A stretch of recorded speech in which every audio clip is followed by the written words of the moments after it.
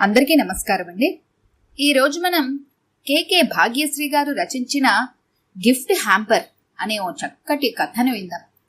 ఇక కథలోకి వెళ్దాం. ఇక్కడ సుజనా కేర్ ఆఫ్ ఐరావతి ఎవరండి? కాలింగ్ బెల్ మోగగానే తలుపు తెరిచిన రేవతిని అడిగాడు పోస్ట్ మ్యాన్. అతడి కేసు ఓసారి తేరిపారా చూసి, సుజనా ఉండేది ఇక్కడే గాని కేర్ ఆఫ్ అడ్రస్ మరోసారి చదవండి. అనుమానంగా నుదురు చిట్లించింది రేవతి. అతడు అయోమయంగా బుర్రగోక్కొని, ఇదిగో చూడండి, నేను కరెక్ట్గా చదివానో లేదో తెలుస్తుంది. ఆమె చేతికో పొడవాటి కవర్ అందించాడు. కేర్ ఆఫ్ అన్న చోట ఇంగ్లీష్లో ఐరావతి అని వ్రాసి ఉండటం చూసి మొదట ఆశ్చర్యపోయినా తరువాత అసలు విషయం గ్రహించి ముసుముసు నవ్వులు నవ్వింది రేవతి. అసలే అడ్రస్ కోసం ఆ కాంప్లెక్స్ లో ఉన్న 5-6 బ్లాకుల్లోని అన్ని అంతస్తుల మెట్లు ఎక్కి ఎక్కి అలసిపోయి ఉన్నాడేమో. ఆమె గారి చిరునవ్వులు చిర్రెత్తించాయి పోస్ట్ మ్యాన్ కి. అతడి అదృష్టం కొద్దీ అక్కడ ఆ సమయంలో పవర్ కట్ మూలాన లిఫ్ట్ పనిచేయడం లేదు. మరి ఒళ్లంతా ధారాపాతంగా చెమటలు కారిపోతున్నాయి. అదే పనిగా ఎక్కడం దిగటం వలన కాళ్లు నొప్పులు పుడుతున్నాయి. ఇంతకీ ఈ కవర్ మీదేనా? అడిగాడు కాస్త అసహనంగా. మాదే, తాపీగా చెప్పింది రేవతి. ఆ మాట ముందే చెప్పొచ్చు కదా. అడ్రస్ మరోసారి చూశారెందుకు? నా పేరు రేవతి, మా ఇంటి పేరు ఐ. రెండిటి మధ్య చుక్క లేకుండా వ్రాయటమే కాకుండా టైప్ చేసేటప్పుడు REVATIకి బదులుగా RAVITI అని టైప్ చేశారు. ఇంటి పేరుతో సహా కలిపి చదవడం వలన నా పేరు స్వరూపమే మారిపోయి ఐరావతిగా తయారైంది. నవ్వింది రేవతి. ఐరావతో గాని నన్ను బ్రతికించారు. అరగంట నుంచి తిరగలేక చస్తున్నాను. ఈ మెట్లు ఎక్కి దిగే కన్నా వెంకన్నబాబు 7 కొండలు ఎక్కటం మహా తేలిక అన్నాడు పోస్ట్ మ్యాన్ అసలు అడ్రస్ కనిపెట్టగలిగానని మురిసిపోతూ. థ్యాంక్స్ బాబు, అనవసరంగా శ్రమపడ్డావు. ఈ ఏరియాకి కొత్త, లోపలికి రా, ఏమైనా తీసుకుందు గాని ఆదరంగా పిలిచింది రేవతి. ఆపాటి మర్యాదకే పొంగిపోయాడు పోస్ట్ మ్యాన్. ఏం వద్దమ్మా, కాసిన చల్లని మంచినీళ్ళు ఇప్పించండి, గొంతు పొడారిపోయింది అన్నాడు. రేవతికి జాలివేసి మంచినీళ్లతో పాటు మజ్జిగ కూడా ఇచ్చింది. రక్షించారమ్మా, మా బోటి వాళ్ల మీద ఈ పాటి దయ చూపితే అంతే చాలు అనేసి వెళ్లిపోయాడు అతడు. అతడు వెళ్లాక విశ్రాంతిగా సోఫాలో కూర్చొని కవర్ ఓపెన్ చేసింది రేవతి. అందులోని సారాంశం చదవగానే ఆమె వదనం దగదగాయమానంగా వెలిగిపోయింది. ఆ లెటర్ మనా టీవీ వాళ్ళ దగ్గర నుంచి వచ్చింది. వాళ్లు నిర్వహిస్తున్న మైమరిచి పాడుతా ప్రోగ్రాంలో పాల్గొనేందుకు హైదరాబాద్కు రావాల్సిందిగా సుజనకు ఆహ్వానం పంపారు. మైమరిచి పాడుతా సెలక్షన్ కోసం తను పాడిన పాటల క్యాసెట్ పంపించింది సుజన సరదాగా. కానీ సెలెక్ట్ అవుతానని మాత్రం ఊహించలేదు. ఆ కార్యక్రమాన్ని సుప్రసిద్ధ సినీ నేపథ్య గాయకుడు శరవణన్ నిర్వహిస్తున్నాడు. చాలా మంది ఔత్సాహిక గాయని గాయకులు అతడి ఎదుట పాడాలన్నది ఓ కళ. తన కళ ఇప్పుడు నెరవేరబోతుందని సుజన ఆనందానికి అవధుల్లేవు. కొన్ని వేల మంది పాల్గొన్న స్క్రూటినీలో తన ఎంపికయ్యానని తెలుసుకున్నాక ఆమెకు ఎంతో గర్వంగా అనిపించింది. అపార్ట్మెంట్స్ మొత్తానికి ఈ విషయం పాకిపోయి అందరూ సుజనను అభినందనల వర్షంలో తడిపేశారు. రేవతి భర్త గంగాధర్ ఆనందానికి అంతే లేదు. తప్పకుండా సుజన ప్రైజ్ కొట్టేస్తుంది అంది పక్క ఫ్లాట్లో ఉండే పద్మిని. అవునవును, సుజనది కోకిల కంఠం. ఎదురుగా ఉండే ఎలిజబెత్ పొగిడింది. ప్రైజ్ రాకపోయినా పర్వాలేదండి, శర్వణన్ గారి ఎదుట పాడే సువర్ణావకాశం రావడమే మహాభాగ్యం చెప్పింది రేవతి సంబరంగా. పార్టిసిపేట్స్ అందరికీ రకరకాల కంపెనీల నుండి గిఫ్ట్ హ్యాంపర్స్ అందుతాయి కదా, అవి మాత్రం తక్కువ? తనకు తెలిసిన పరిజ్ఞానాన్ని ప్రదర్శించింది పద్మిని. అవునుగాని మాకు మాత్రం శర్వణన్ గారి చేతుల మీదుగా లభించే ప్రశంసలు మాత్రమే విలువైనది అంది రేవతి. అదే నిజమే అంది ఎలిజబెత్. అందరూ సుజనకు ఆల్ ది బెస్ట్ అంటూ శుభాకాంక్షలు తెలిపారు. వారందరి ప్రోత్సాహంతో ఎంతో ఆసక్తిగా పాటలు ప్రాక్టీస్ చేయటం మొదలుపెట్టింది సుజన. అనుకున్న రోజు రానే వచ్చింది. ప్రోగ్రాం కోసమని ప్రత్యేకంగా డిజైన్ చేసిన డ్రెస్ ను కొంది రేవతి.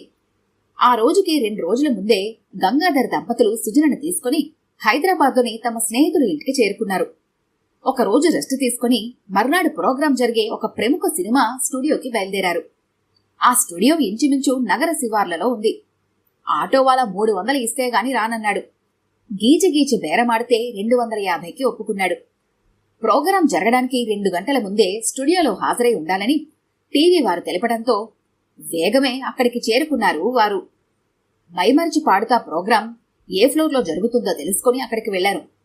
ఆ వాతావరణాన్ని చూసి అవాక్కైపోయారు రేవతి గంగాధర్లు. టీవీ స్క్రీన్ మీద ఇంద్రలోకంలా కనిపించే సెట్టు అతి సామాన్యంగా ఉంది. పైగా అది లాస్ట్ ఫ్లోర్లో ఉండబట్టి, అందున రేకుల షెడ్డలో వేసిన సెట్ కాబట్టి అక్కడ చాలా వేడిగా ఉంది. అక్కడక్కడ ఒక్కో ఫ్యాను తిరుగుతోంది. మండే సూర్యుడు తన ప్రతాపం చూపించే మేనెల కావటంతో ఉక్కపోత ఉడికించి పారేస్తోంది అందరినీ. వీళ్లలాగే ఆ రోజు కార్యక్రమంలో పాల్గొంటున్న మిగిలిన పిల్లలు, వారి తల్లిదండ్రులు అందరూ విచ్చేసి ఉన్నారు. అందరూ ఒకరినొకరు పరిచయాలు చేసుకుని ఆల్ ది బెస్ట్ చెప్పుకున్నారు. ఆర్కెస్ట్రాతో రిహార్సల్స్ చేయమన్నారు నిర్వాహకులు. అలాగేనన్నారు పాడటానికి వచ్చినవారు. రిహార్సల్స్ జరుగుతున్నంతసేపు ఆ వేడిని తట్టుకోలేని పిల్లలు చెమట్లు కక్కారు. ఒక ఆడమనిషి చేత్తో టవల్ పట్టుకుని వారి చెమట్లను అద్దసాగింది. ఆ ఏర్పాటేదో బాగుంది అనుకున్నారు అందరూ. టీవీ స్క్రీన్ మీద ఆ సెట్ను చూసి అదేదో ఏసీ థియేటర్ అని భ్రమించినందుకు తమ మీద తమకే జాలేసింది వారికి. ఇంతకీ ప్రోగ్రాం ఎప్పుడు స్టార్ట్ అవుతుంది? ఆతృత ఆపుకోలేని గంగాధర్ అడిగాడు అక్కడ ఉన్న ప్రోగ్రాం మేనేజర్ని. అవుతుంది సార్, అంత తొందరైతే ఎలా? శర్వానంద్ గారు రావటానికి టైం పడుతుంది. ఆయన ఏమైనా అల్లాటప్ప అనుకున్నారా? ఆయనకి ఎన్ని పనులు, ఎన్ని పాటలు, అన్నీ చూసుకురావాలి కదా అన్నాడతను ఇంచుమించు కరిచినట్లే.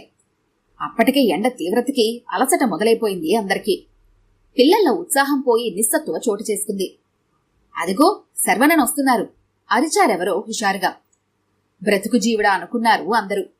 ప్రోగ్రాం మొదలైంది. ఒకానొక ప్రముఖ సంగీత విద్వాంసుని న్యాయ నిర్ణేతగా ఆహ్వానించారు.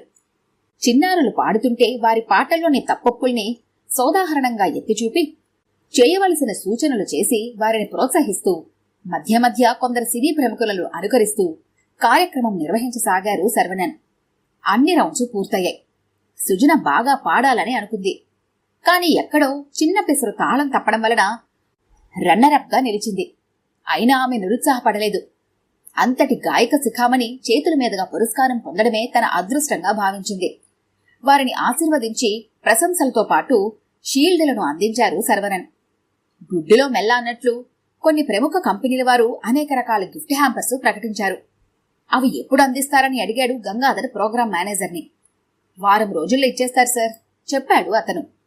అయితే మేం మా ఇంటి అడ్రస్ ఇచ్చాంగా, అక్కడికి పంపించేయండి అన్నాడు గంగాధరం. అలా ఎందుకు సార్, స్వయంగా మీ చేతులతోనే బహుమతులను పుచ్చుకొని వెళ్ళండి అన్నాడు మేనేజర్. వారం రోజుల పాటు మేమిక్కడ ఉండాలంటే ఎలా? సందేహం వెలుబుచ్చాడు. వారం రోజులెంత సార్? ఎంచక్కా హైదరాబాద్లోని చూడవలసినవన్నీ చూసేయండి ఉచిత సలహా పారేశాడతను. నీకేం బాబు, ఎన్ని కబుర్లైనా చెబుతావు. వెనకటికెవడో తనది కాకపోతే కాసేదాకా దేకమన్నట్ట. చిరాకేసి గొనుక్కున్నాడు గంగాధర్. ఏంటి సార్, ఏదో అంటున్నట్టున్నారు?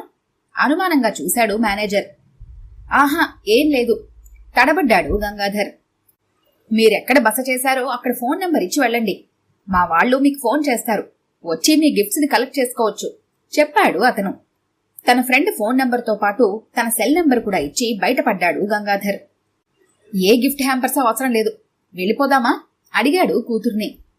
ఫస్ట్ ఎలాగూ రాలేదు కదా నాన్న, కనీసం వాళ్ళిచ్చే గిఫ్ట్ అయినా తీసుకునివ్వండి. గారాలు పోయింది సుజన.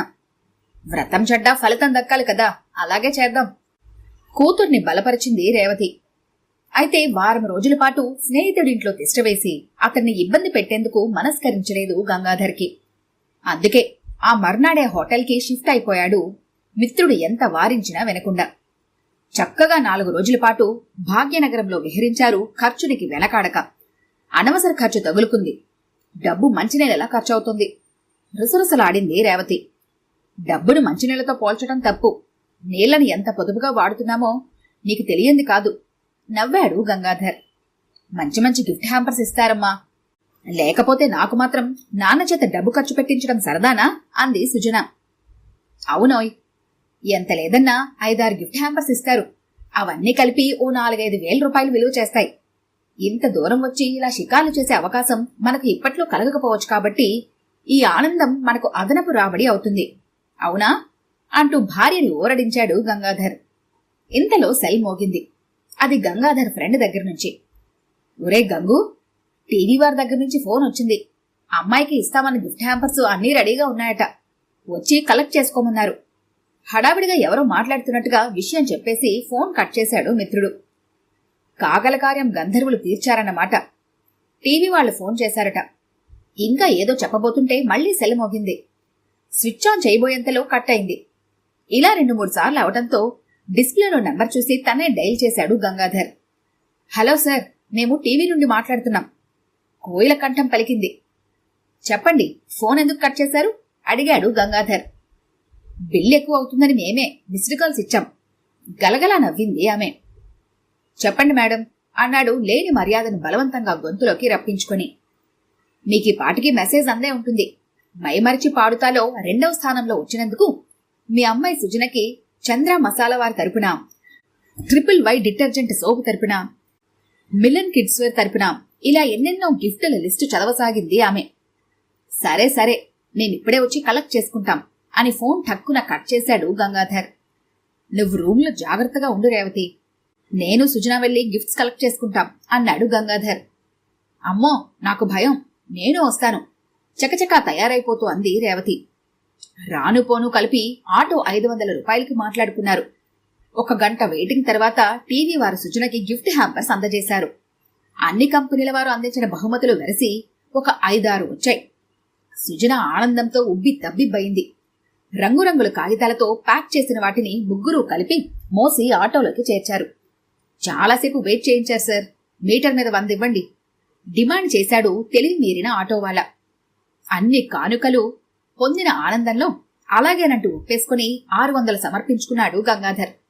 సుజన ఎంతో ఆతృతగా తనకు ఏ బహుమతులు వచ్చాయో చూసుకోవాలని ఆరాటపడుతోంది. ముగ్గురు మంచం మీద ఆ గిఫ్ట్స్ ని పేర్చుకుని ఆ ప్యాకెట్లను విప్పటం మొదలుపెట్టారు. పెద్దగా ఉన్న ఒక బాక్స్ ని తీసి అందులో ఏ రైస్ కుక్కరా ఉంటుందని భావిస్తూ ఓపెన్ చేశాడు గంగాధర్.